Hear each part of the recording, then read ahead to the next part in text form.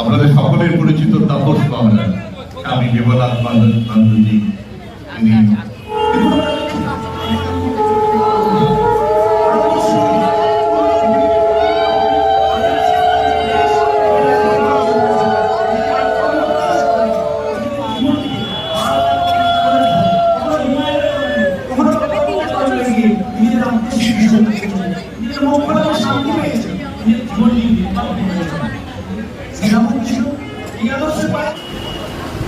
Jnanalokanandaji is felicitating revered Swami Girishanandaji Maharaj. I would now request Swami Lokottaranandaji Maharaj to kindly felicitate revered Swami Vimalatmanandaji Maharaj, Adhyaksha Ramakrishna Math Yogodan.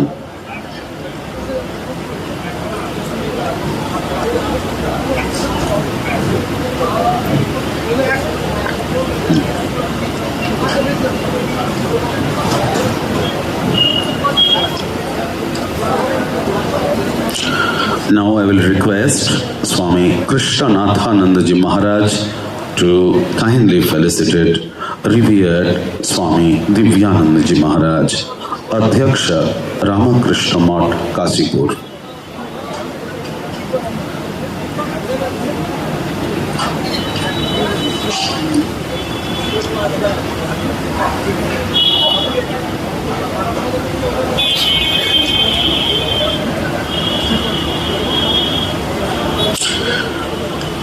I will now request Swami Chidrupanandaji Maharaj, Adhyaksha Ramakrishna Math Balaram Mandir, to kindly felicitate revered General Secretary Maharaj, Swami Suviranandaji.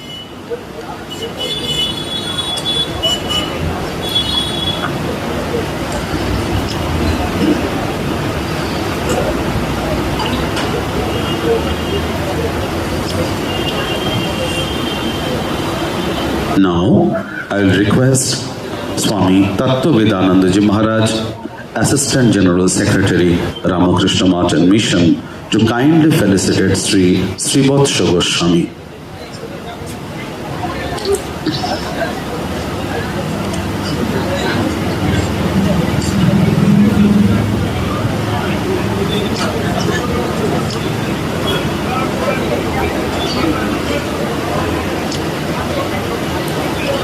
May I now request Swami Shastrajnanandaji Maharaj, Secretary, Ramakrishna Mission Ashram, Narendrapur, to kindly felicitate Sri Shumon Sengupta, Editor, Desh Patrika.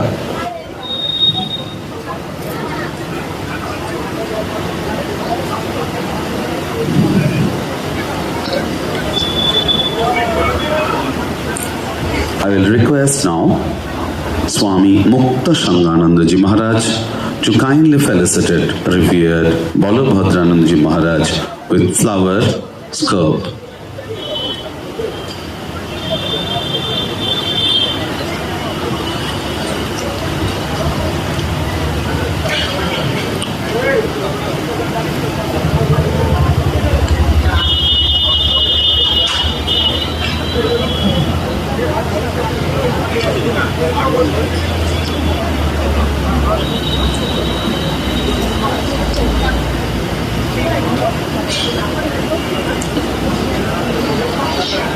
I'll request now Swami Chandrakantanandaji Maharaj to please felicitate revered Swami Bodhosaranandaji Maharaj, Assistant General Secretary, Ramakrishna Math and Ramakrishna Mission.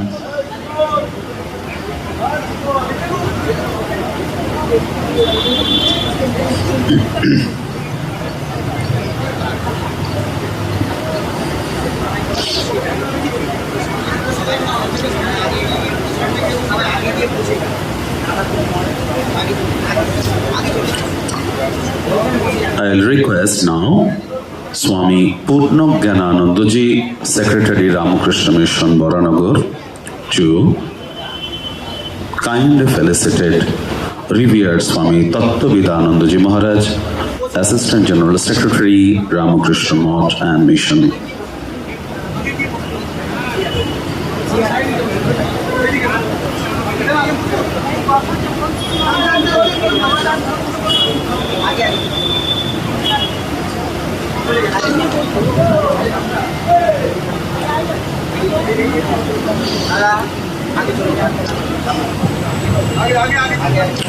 Now I will request dear Swami Srishanandaji to kindly felicitate revered Swami Satyeshanandaji Maharaj, Assistant General Secretary, Ramakrishna Math and Ramakrishna Mission.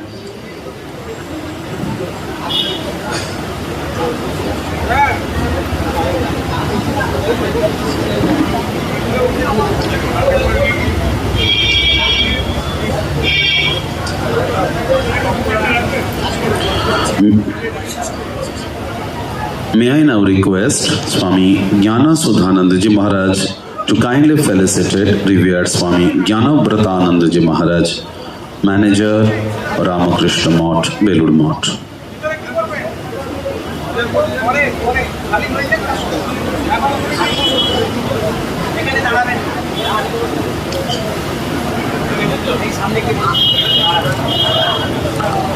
I will request now Swami Arjeshanandaji to kindly felicitate revered Swami Krishnanathanandaji Maharaj, Editor, Udbodhan Patrika.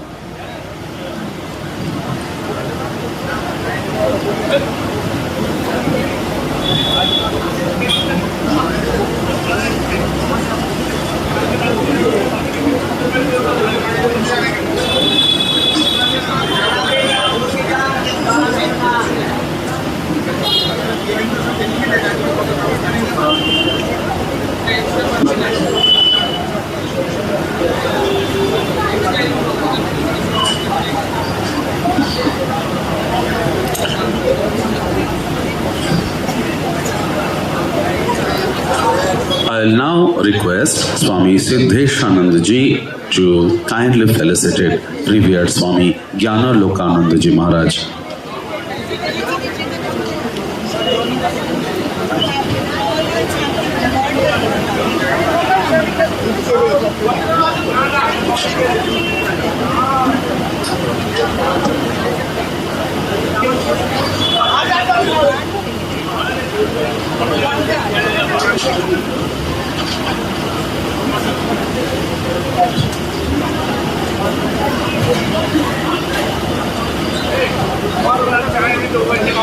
May I now request Swami Chidrupanandaji to kindly felicitate revered Swami Lokottaranandaji Maharaj.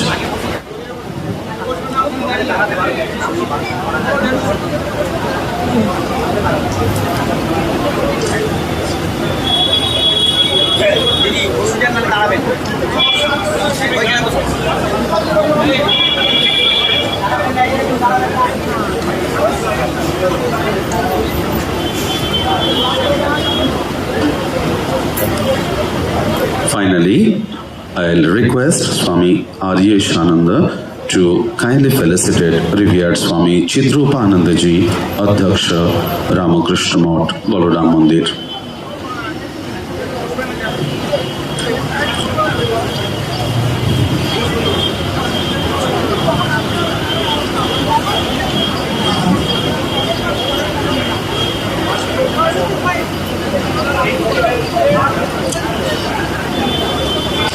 I will now request revered Swami Jnanapratanandaji Maharaj to kindly read out the words of benediction received from most revered Swami Swaranandaji Maharaj, President Maharaj, and revered Swami Gautamanandaji Maharaj, Vice President Maharaj Ji.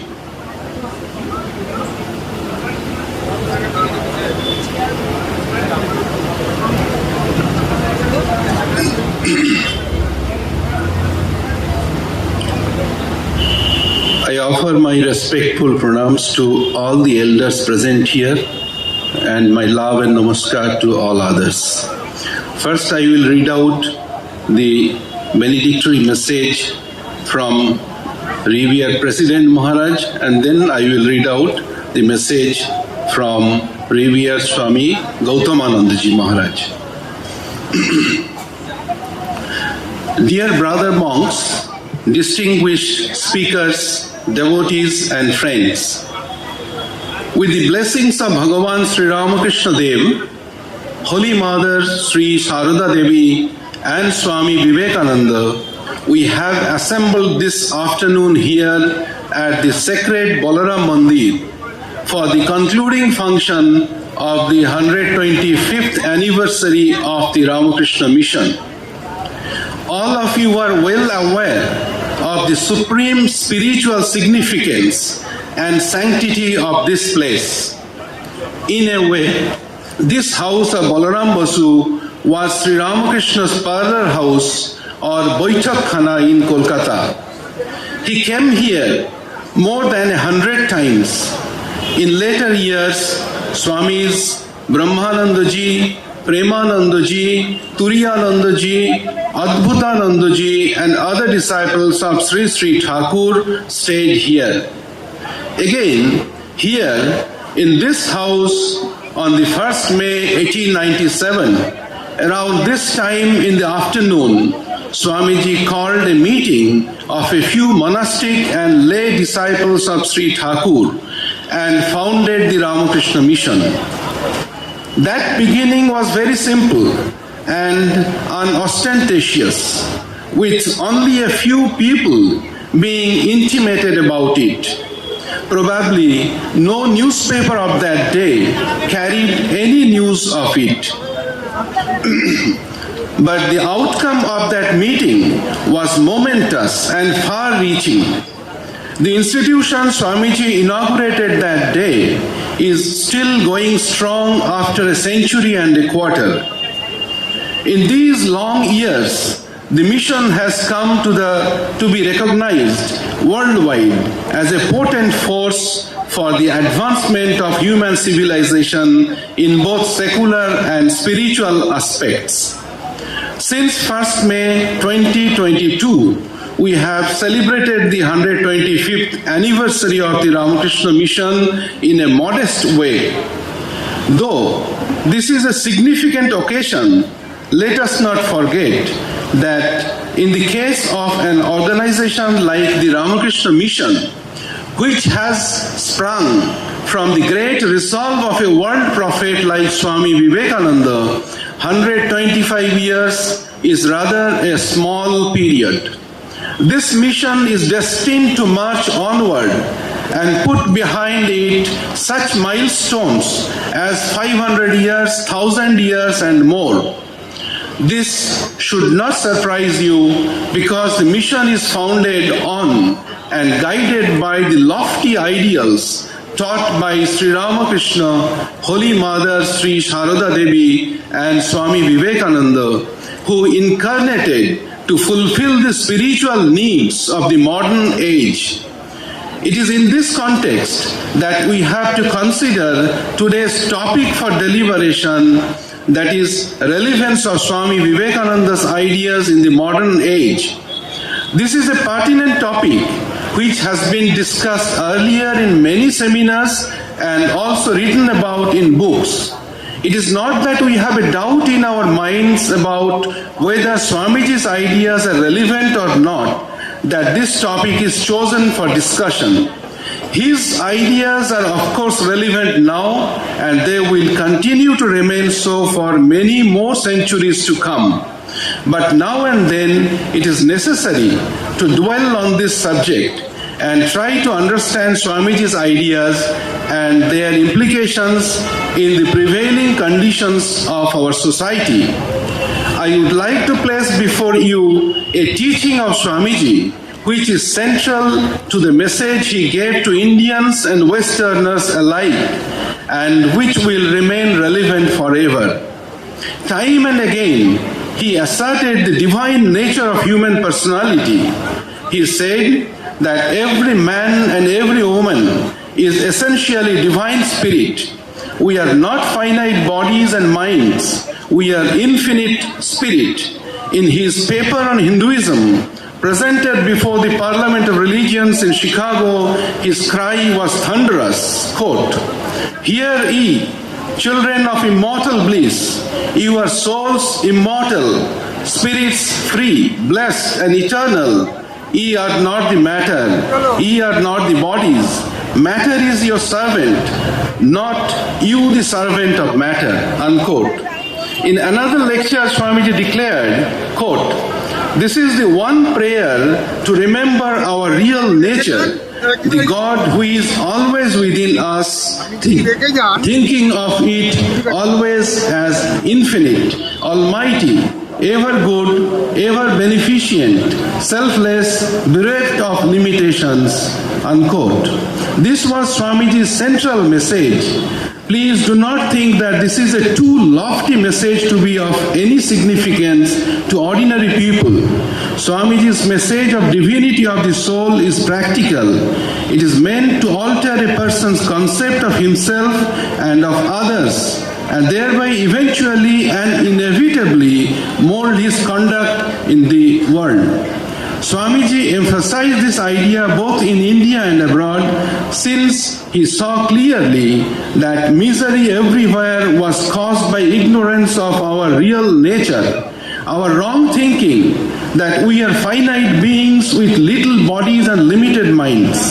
Nevertheless, it is not in the nature of man to accept this notion fully and live comfortably with it.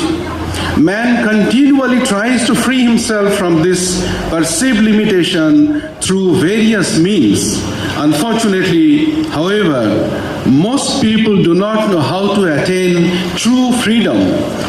They make attempts in the wrong direction. As a result, they slip into the mire of worldly bondage and suffer more and more. True peace and fulfillment can be attained only in the spirit, which is within everyone. This is the spiritual solution that Swamiji advocated, because the root cause of human problems lies deep within, and there they have to be tackled. Repeated recollection of this idea will, in course of time, is bound to enlarge our consciousness and lead us to the highest realization, as Swamiji said, that truth is like a corrosive substance that will make its way into the hardest of stone. We have many Swamis and scholars amidst us who are going to share with us their valuable insights on today's topic. I hope you will find today's deliberations enriching. I earnestly pray for the blessings of Sri Thakur, Sri Ma, and Sri Swamiji on all of you. Thank you. Swami Smaranananda.